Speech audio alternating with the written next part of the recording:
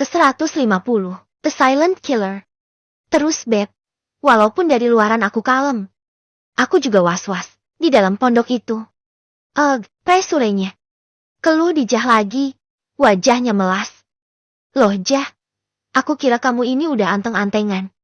Udah damai gitu sama anak-anak yang lain. Lah gak ada suaranya. Gak ngeluh kamu. Balas Baby lagi sambil makanin cokepi. Dan padahal dia baru aja ngabisin ayam geprek. Masih masuk dong. Apaan?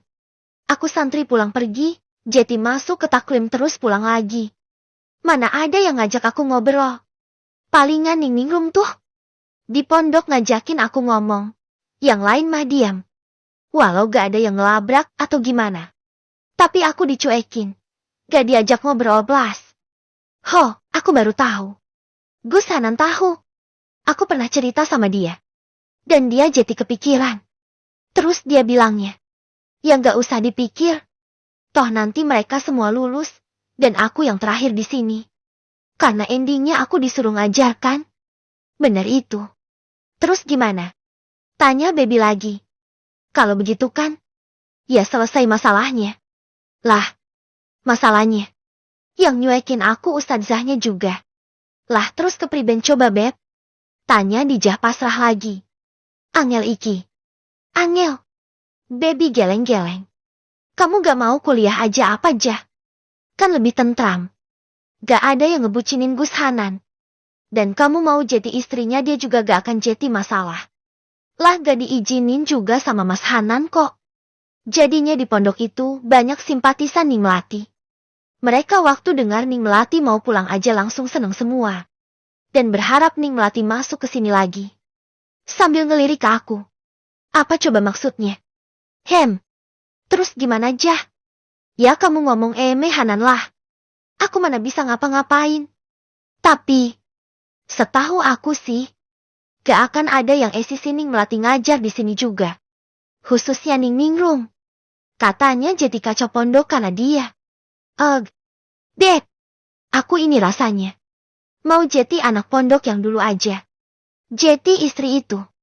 Kayaknya gak bakat buat aku. Aku gak menemukan kebahagiaan. Kebebasan juga gak ada. Tekanan. Bebi. Pengen balik jeti dulu lagi. Keluh Dijah kini berbaring di lantai. Modelan banget dia lagi stres ini. Jah. Yang namanya jeti dewasa itu yang gak enak. Banyak yang dipikir. Tekanan juga tambah banyak. Dari zaman Baheula juga udah begitu. Apalagi kalau udah punya anak. Kita mikirinnya terbagi. Jeti ya. Itulah hidup. Cetuk. Satu kacang kulit kering terlempar ke wajah Baby. Dijah berdecak. Sok bijak. Itu kamu. Kurang refreshing Jah. Makanya stres. Palingan karena kamu pondok rumah. Gak ada refreshingnya. Coba deh. Kamu jalan-jalan dulu. Santai. Bikin kepala adem dan rileks baru bilang ke Hanan. Kamu maunya gimana? Gitu. Masalahnya aku gak tahu harus gimana. Masa aku bilang aku tertekan jadi istrinya dia? Kan, dianya stres juga. Mas Hanan itu, sayang sama aku. Dan aku tahu itu. Tapi dia juga bingung bagaimana membahagiakan aku, karena posisinya ya begini. Dia harus tetap di pondok, kan? Dan seisi pondok suka dia. Gak suka aku. Ya udah. Ini namanya aku lawan banyak. Gak mungkin aku menang. Keluh Dijah lagi. Sepertinya ia sudah lama memendam ini. Tapi Jah, masa iya kamu mau nyerah? Terus maksudnya apa kalau kamu mau nyerah itu? Gak ah. Udah Jah. Berjuang ayo. Masa aku bisa, kamu enggak? Baby bermaksud memberi semangat pada sahabatnya itu.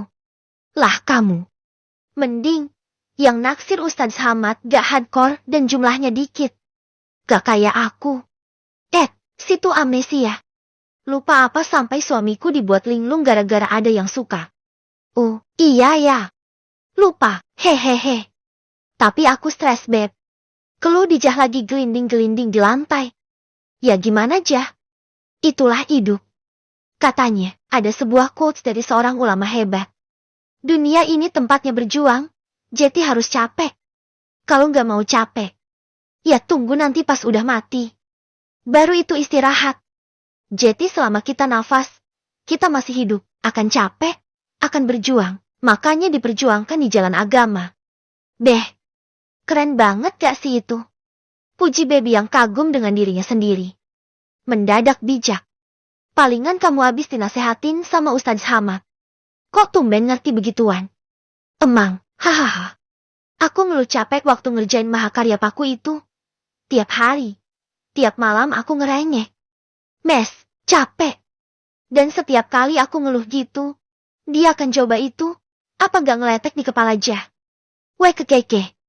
Baby ikutan berbaring seperti dijah dan menarik napas panjang. Capek emang ya, aku juga capek. Tapi, ya karena aku keluar, ke bangunan lain, di kampus. Jadi mungkin aku lebih refresh.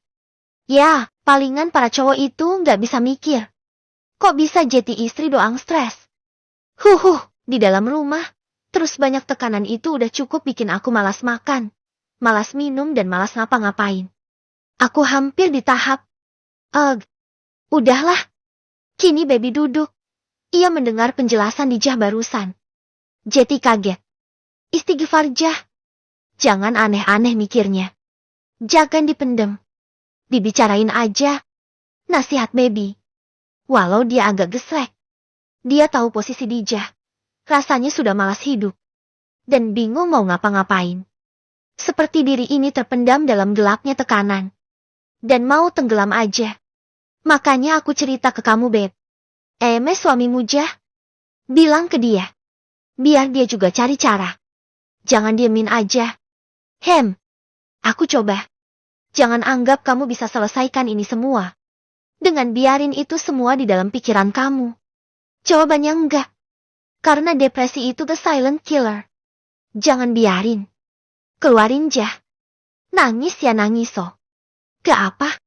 Jangan diempet pokoknya. Kalau dengan nangis bisa bikin lebih lega. Ya nangis aja. Baby yang biasanya bercanda terus. Kini serius. Ini bukan waktunya bercanda.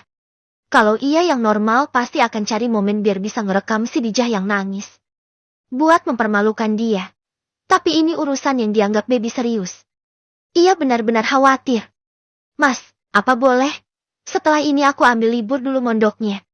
Abis liburan ini. Atau secepatnya deh. Tanya dijah dengan nada rendah. Ia menunduk di depan suaminya. Bukan karena dia terbiasa seperti ini. Enggak.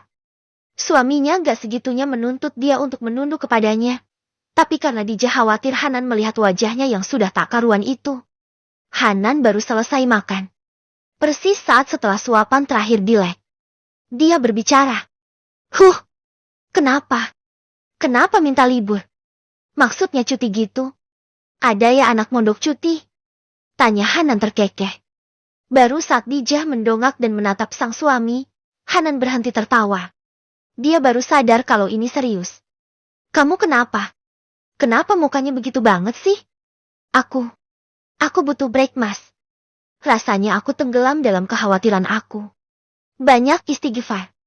Udah. Aku butuh istirahat, Mas. Lengek dijah kini. Hanan mendengus pelan. Ya hei. Ada apa memangnya? Ucapan Hanan itu lembut. Ia juga memegangi tangan dijah. Maksudnya, ayo sayang, cerita ke suamimu ini. Ada apa? Seperti sebuah nyala api yang diberikan minyak tanah. Membara. Dijah mengeluarkan semua isi hatinya dengan penuh emosi. Diselingi isak tangis dan tangannya yang menghapus air mata di wajahnya. Aku gak kuat, Mas. Mau sampai kapan? Kamu bilang nantinya orang yang ngebeli aku. Diemin aku akan lulus dan keluar dari pondok. Terus aku bisa start fresh. Dan kalau aku udah lulus dan ngajar, semuanya akan beda. Aku jadi ustadzah akan beda. Tapi, ini, sampai di sini aja aku sesak. Kayak aku mau megangin leherku sendiri melepas sesak itu yang ngiket di sini. Aku gak kuat. Hanan terperangah. Kok meledak begini sang istri? Tapi ia memeluk dijah dan menepuk punggungnya. Abis ini, cuti mondoknya. Setelah aku beresin semuanya, baru kamu mondok lagi. Kita liburan ya? Mau kemana? Mau ke pantai? Apa ke gunung? Mau ke hotel apa ke motel? Sama aja ya. Hehe, intinya kita liburan dulu ya. Bisiknya dengan lembut.